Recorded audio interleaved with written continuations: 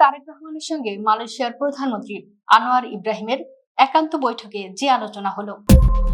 মালয়েশিয়ার প্রধানমন্ত্রী আনোয়ার ইব্রাহিমের সঙ্গে একান্ত বৈঠকে বসেছেন প্রধানমন্ত্রী তারেক রহমান।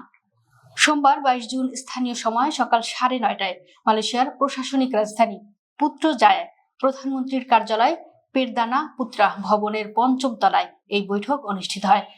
একান্ত বৈঠকে অংশ নেওয়ার আগে প্রধানমন্ত্রী তারেক রহমান পরিদর্শন বইতে স্বাক্ষর করেন। পরে দুই দেশের সরকার প্রধানের মধ্যে রুদ্ধদ্বার আলোচনা শুরু হয়।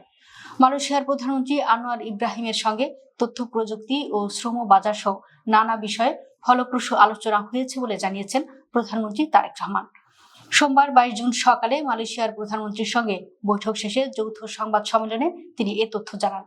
সংবাদ সম্মেলনে বাবা শহীদ রাষ্ট্রপতি জিয়াউর রহমান এবং মা সাবেক প্রধানমন্ত্রী বেগম খালেদা জিয়ার সঙ্গে মালয়েশিয়ার সুসম্পর্কের বিষয়টি স্মরণ করেন তারেক রহমান। এরপর প্রধানমন্ত্রী বলেন, তথ্য প্রযুক্তি, সেমিকন্ডাক্টর, শ্রম বাজার সহ ব্যবসা বাণিজ্য সম্প্রসারণের বিভিন্ন বিষয়ে মালয়েশিয়ার প্রধানমন্ত্রীর সঙ্গে আলোচনা হয়েছে।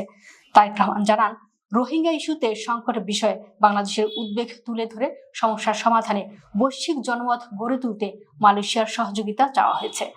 সংবাদ সম্মেলন শেষে মালয়েশিয়ার প্রধানমন্ত্রীর বাসভবনে মধ্যাহ্নভোজে অংশ নেবেন তারেক রহমান ও তার সহধর্মিণী জুবাইদা রহমান সহ সফরসঙ্গীরা। মধ্যভোজে মালয়েশিয়ার প্রখ্যাত শিল্পীরা মালয় এবং বাংলা ভাষায় গান সহ সাংস্কৃতিক অনুষ্ঠান পরিবেশন করবেন। বাংলাদেশ ও মালয়েশিয়ার প্রতিনিধি দলের অংশগ্রহণে উচ্চ পর্যায়ের দ্বিপক্ষীয় বৈঠক অনুষ্ঠিত হওয়ার কথা রয়েছে। দুই দেশের প্রধানমন্ত্রী নিজ নিজ প্রতিনিধি দলের নেতৃত্ব দেবেন।